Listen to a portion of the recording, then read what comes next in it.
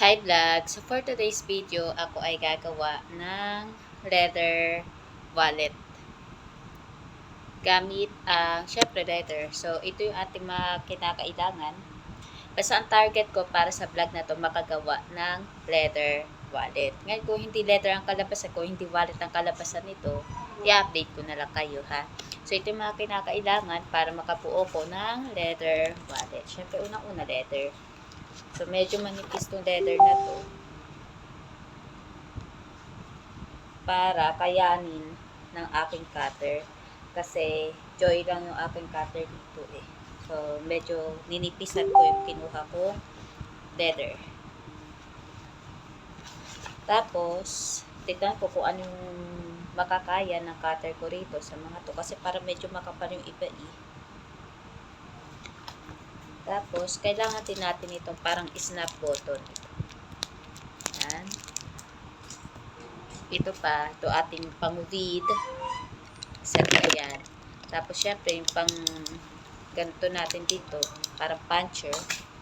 Tapos, kailangan natin ito, paper tape, para maipandikit natin dito sa walang karumi-rumi kong mat. Sobrang linis na mat. Kasi, gagalaw to. Dahil wala na siyang dikit kasi medyo matagal na, napabayaan. Para hindi magalaw itong leather kapag nilagay ko rito. So, didikitan natin ng paper tape. Tapos, para saan kaya ito? Ewan ko, pero nagdala ko nito plies. Para kung kinakailangan. Siyempre, gunting. Kailangan natin ng gunting panggupit dito sa leather. Tapos, nandito lang itong notebook na to. Hindi ko siya kailangan, pero para sa exposure. Ipopromote ko na. So, meron tayo rito notebook, personalized notebook. So, gumawa ako ng sample para sa pamangkin ko. Isa lang siya. Para sa may pakita ko. Kasi nga, pa-orderin ko yung nanay niya. So, ito po ay personalized with photo top. Tapos, ito yung kanyang inner loob. So, yung loob niya, inner, kung ayaw nyo ng loob, ganyan siya. Ang kanyang kapal ay parang katulad ng sa nabibili sa kung saan man kayo. Hindi ako nagpo-promote kung saan kayo order, pero ito yung nabibili din sa Pantayan o sa Uno o kaya naman sa Shopee rin. Ang kaibahan nga lang is personalized stone cover. Okay. So, kung gusto niyo ng personalized na cover, pwedeng mukha nyo, yung pinapangarap ninyo na mukha, o kung sino man yung iniidolo ninyo, pwede nyong ipalagay dito sa ating cover page. Yan eh. So, ito ay 80 leaves. Yan. Ito yung likod. Loob.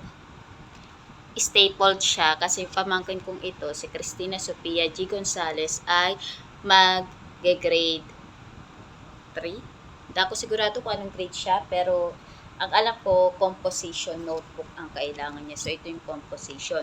Ngayon, kung gusto mong umorder o gusto niyo umorder pero hindi na kayo elementary, pwede pa rin naman, spring ang gagawin natin dito, honey. Okay? So, marami pa tayong mga designs. Pwede pa kayong mag-request kung ano yung gusto ninyo. Gagawin natin. Parang umuulan. Your wish is my command dito, honey. Kaya nga limitless tayo, ha? Okay? So, tingnan nyo. Nawala na naman ako sa landas. Leather ang plano ko. Napunta na naman ako sa promotion ng notebook na ito. Tapos, may nakita na naman ako rito. Ano tawag dito? Lapis. So, meron din tayong lapis, pero pwede natin siya i-personalize. Lalagyan natin siya ng pencil wrap dito. Depende sa kung ano design ang gusto ninyo. So, kung gusto nyo i-pattern sa notebook ninyo, pwede.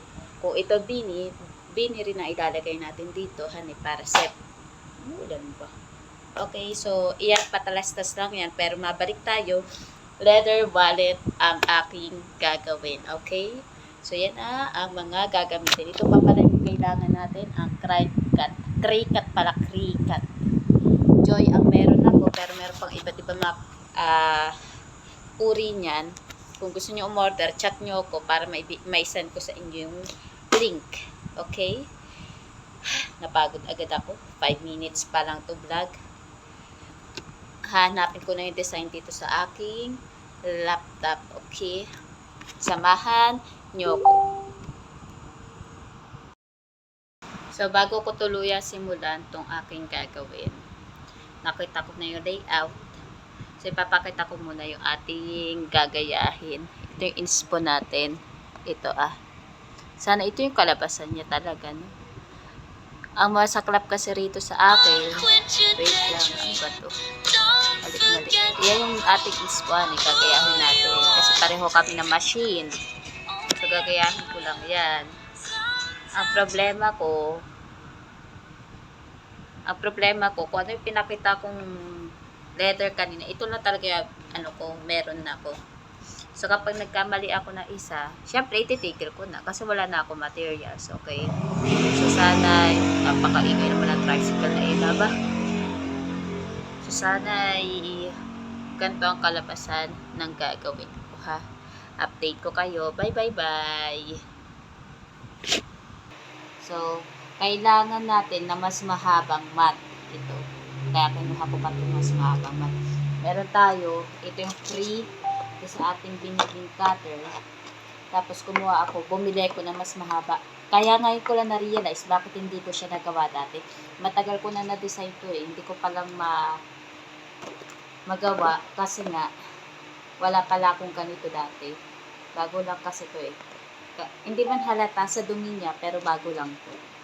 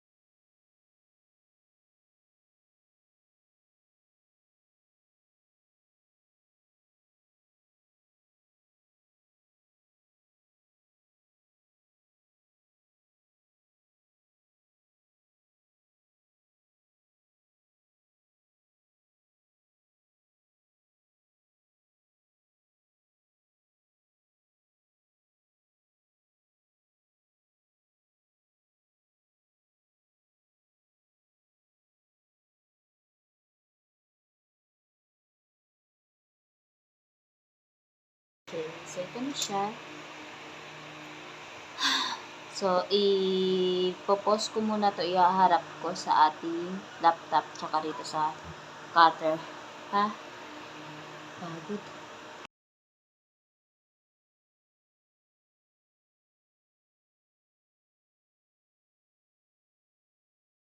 Ito. Lalagay na natin siya.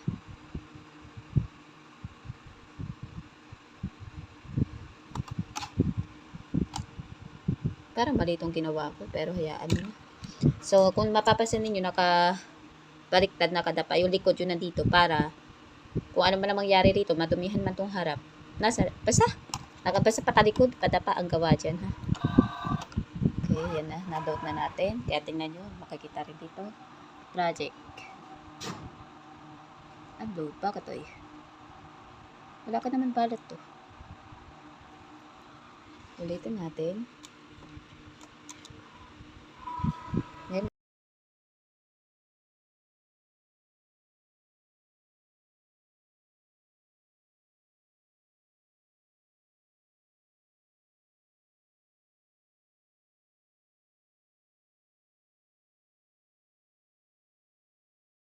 kaya natin akin na hinatnan nitong aking pagkakat... Ah! Palpak siya, te. Lumagpas, oh. Tingnan nyo. Baliktad yung lagay ko ng aking materials. Dapat pala. Tanyo, oh. Kaya pala nagalaw siya agad. Nakikita ko na agad ang kapalpakan ng taong ito. Okay. So, yan siya. Ano itong isa? Lumagpas. Okay. Tanggalin na nga natin. Ay, mali kasi pagkakalagay ko ng leather. Baliktad. You know I want to. Wala ka ng difference, ate. Oh, yan. Pero may space pa rito sa baba. Dapat, sana naiintindihan nyo sa sabi. Baliktad yung gawa ko. Pero pagpapatuloy pa rin natin kasi nga, wala tayong materials. Hirap nito. Aba, wala akong tagahawak ng aking cellphone. Okay?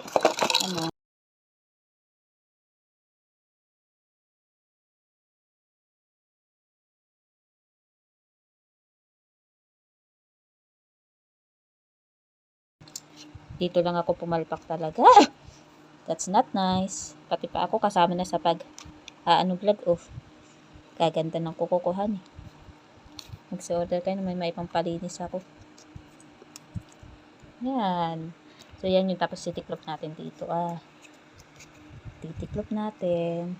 Sana napipicture out nyo na siya.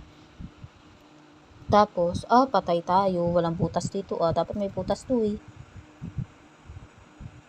Mamaya bubutasan ko na lang. Okay. So, yan yung ating unang mat. So, ito naman ang ikakat natin ngayon. Yung panloob niya.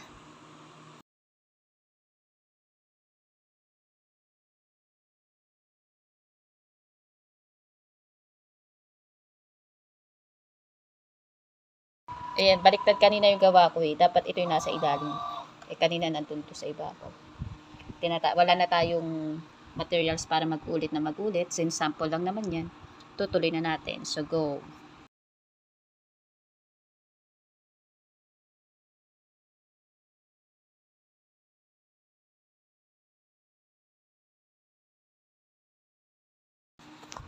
Let us see. Tama, tagumpay ito kasi hindi siya baliktad.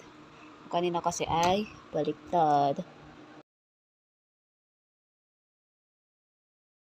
You know I want to.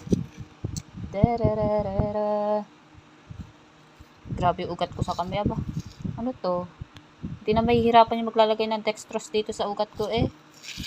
Kitang kita agad. Pwedeng ako na tumusok.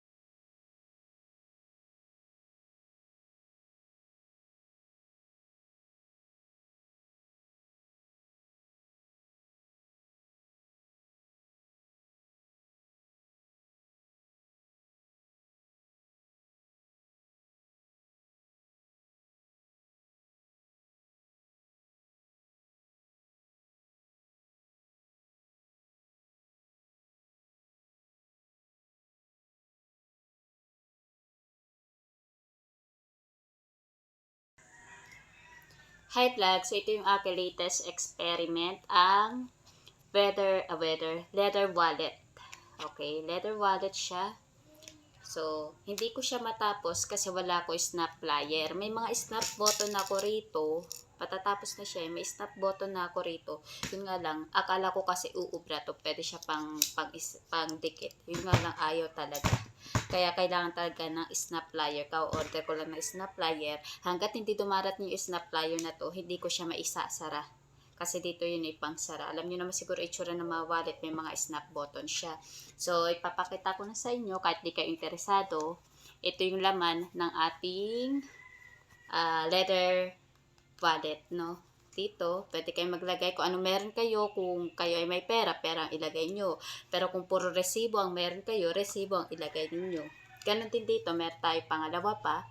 Pwedeng maglagay ng card o resibo o pera kung meron man. Ngayon, tingnan ninyo, meron siyang space pa rito. Pinag-iisipan ko kung lalagyan ko pa siya ng ganito para may lagayan pa rin. Pero pag tinamad na ako, hindi na. I-update ko kayo kapag dumating na ulit ang aking snap plier. So, all in all, pasado na siya. Siyempre, ako gumawa, iti ipapasa ko. Okay, presentation of outputs ulit kasi ito. Yehey! Bye vlog!